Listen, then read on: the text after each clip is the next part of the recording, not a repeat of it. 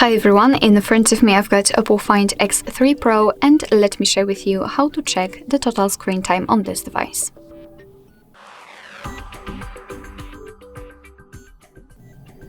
So first of all, we have to enter the settings and then scroll down to find digital well-being and parental controls.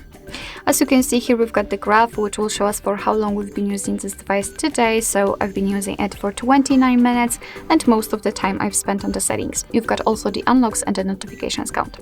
If you want to, you can check some further details. We've got two different ways. You can tap inside this graph and you will be transferred to the dashboard, which will show you the screen time in particular days of the week. Or you can tap on the particular app, so the settings, phone, camera, Play Store, etc. And thanks to this, you will have the dashboard again, but this time it will be tightly connected with the settings in my case. Alright, so basically this is it. This is how to check the total screen time in this device. Thank you so much for watching. I hope that this video was helpful, and if it was, please hit the subscribe button and leave the thumbs up.